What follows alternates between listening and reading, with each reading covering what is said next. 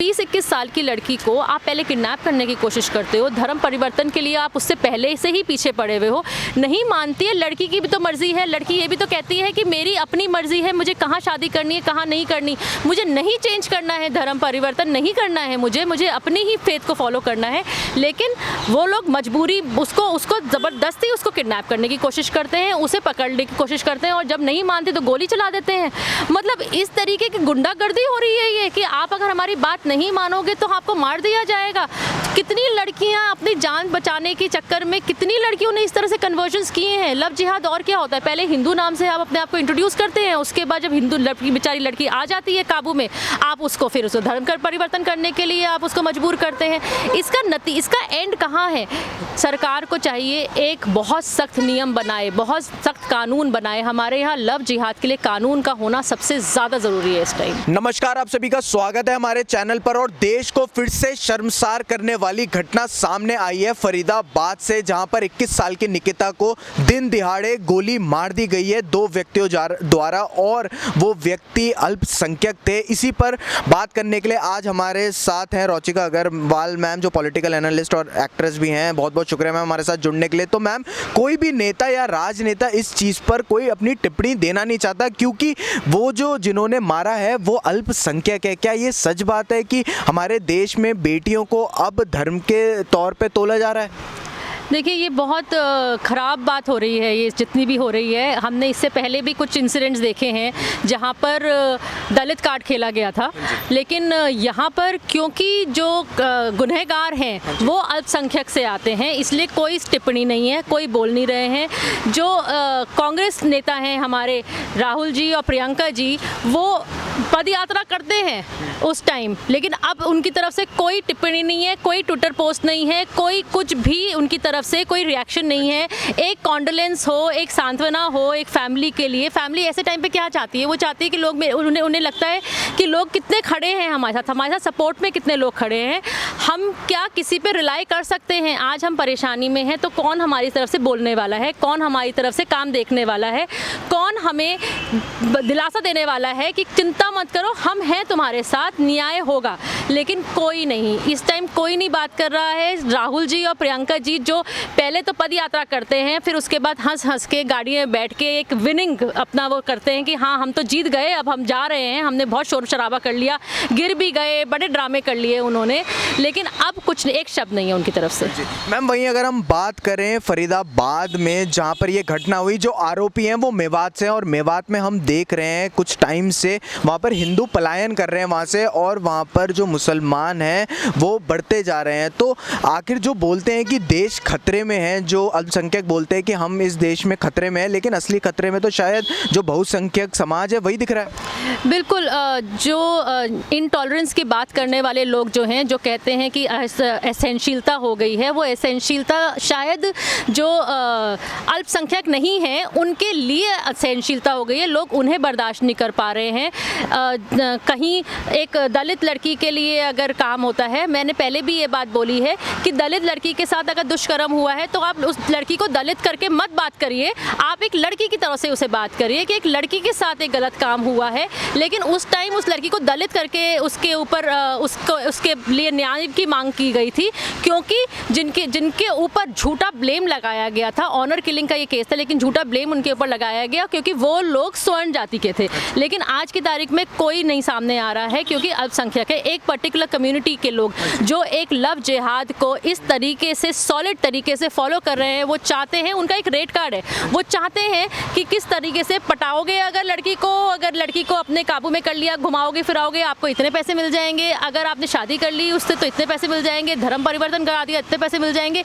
ये एक एजेंडा के तौर से ये काम कर रहे हैं। ये लोग एक पूरी की पूरी सोची समझी साजिश के तहत ये काम कर रहे हैं कि किस तरह से हमें एक एजेंडा फॉलो करना है, हमें कन्वर्जन्स करने हैं। मेवात से इन्होंने सारे के सारे लोगों को निकाल दिया। मेवात में कुछ एक फैमिलीज़ ही बची हैं इस टाइम, हिंदू फैमिलीज़। पहले वो सारा का सारा हिंदू परिवारों का जगह हुआ करती थी।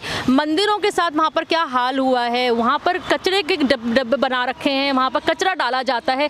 मतलब हमारी धार्मिक जगहों के साथ इस तरीके का काम होगा। वहाँ पर जो हिंदू भाई हैं वहाँ पर वो रह नहीं पा रहे हैं, उनको टॉर्चर किया जाता है, परेशान किया जाता है, उनको मजबूर किया जाता है कि वो लोग यहाँ से थकार के चले जाएं। उनकी ज़मीन जायदाद को हड़प लिया गया है, उनके घरों को हड़प लिया गया है। तो इवेंचुअली आज की तारीख में अगर ये मेवात में हो रहा है, कल और जगह भी होगा, फिर तीसरी जगह होगा, चौथी जगह होगा, तो क्या हमारी अपनी ही जगहों से हम लोगों को बाहर निकाल दिया जाएगा? वही बात तो वहाँ पर पाक में भी, तो पाकिस्तान में भी तो यही बात हो रही है। पाकिस्तान में हिंदुओं को वहाँ से भी ख़त्म किया जा रहा है, वही लोग यहाँ पर भी यही काम कर रहे हैं। तो दोनों में कोई डिफरेंस तो है नहीं।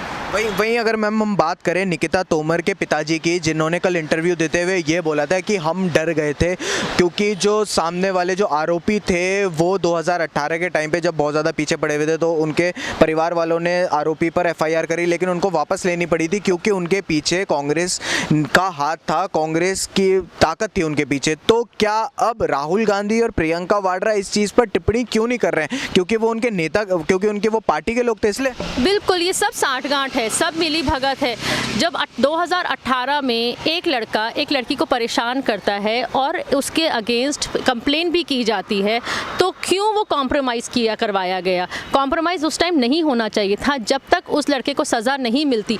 जब हमारे यहाँ कानून है कि लड़की के साथ मॉलेस्टेशन हो, चाहे वो किसी के साथ, किसी ने भी किया हो, किसी भी जाति का हो, किसी भी पंथ का हो, अगर कोई मॉलेस्टेशन करता है किसी लड़की के साथ और हमारे यहाँ कानून है कि उसको सज़ा मिलनी चाहिए, तो क्यों वहाँ पर उस दिन अप्रोच की वजह से, क्योंकि वो कांग्रेस नेता की फैमिली को बिलोंग करता है, उसको छोड़ दिया गया? उसको एक कॉम्प्रोमाइज़ करवा के, लड़की की फैमिली है वो भी डर जाते हैं, वो सोचते हैं कि यार इस टाइम बात ख़त्म करो, अगर ये लोग कह रहे हैं कि कल हमारी लड़की के साथ कुछ गलत ना कर दें ये, और वही हुआ। कॉम्प्रोमाइज़ करने के बाद भी उनके साथ यही हुआ। बेचारी लड़की को, उसने सपने होंगे, उसके एग्ज़ाम्स दे के निकल रही थी, कितनी तैयारी की होगी उसने एग्ज़ाम्स की, एग्ज़ाम्स के रिजल्ट आएंगे, रिजल्ट के बाद मैं ये काम करूँगी, मैं ये अपना बिजनेस स्टार्ट करूँगी, जॉब करूँगी, अपनी लाइफ के लिए उसके अपने प्लान्स होंगे।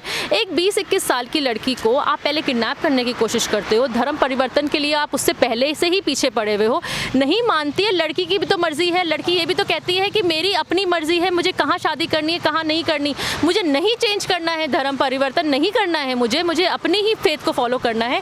लेकिन वो लोग मजबूरी उसको ज़बरदस्ती उसको किडनैप करने की कोशिश करते हैं, उसे पकड़ने की कोशिश करते हैं, और जब नहीं मानते तो गोली चला देते हैं। मतलब इस तरीके की गुंडागर्दी हो रही है ये कि आप अगर हमारी बात नहीं मानोगे तो आपको मार दिया जाएगा। कितनी लड़कियां अपनी जान बचाने के चक्कर में, कितनी लड़कियों ने इस तरह से कन्वर्जन्स किए हैं। लव जिहाद और क्या होता है? पहले हिंदू नाम से आप अपने आप को इंट्रोड्यूस करते हैं, उसके बाद जब हिंदू बेचारी लड़की आ जाती है काबू में, आप उसको फिर उसे धर्म का परिवर्तन करने के लिए आप उसको मजबूर करते हैं। इसका एंड कहाँ है?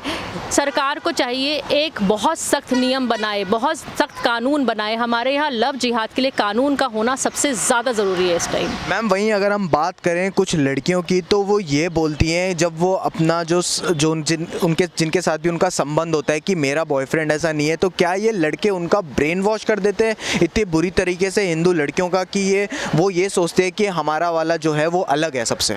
देखिए, किसी के साथ भी होता है, यहाँ पर धर्म की बात नहीं है। जब प्यार होता है, उस प्यार में शुरुआत में सब कुछ बड़ा अच्छा लगता है, दूसरा जो कहता है आप उसकी बाह में हाँ मिलाते हो, आपको लगता है कि जो आपका पार्टनर है वो सबसे अच्छा है।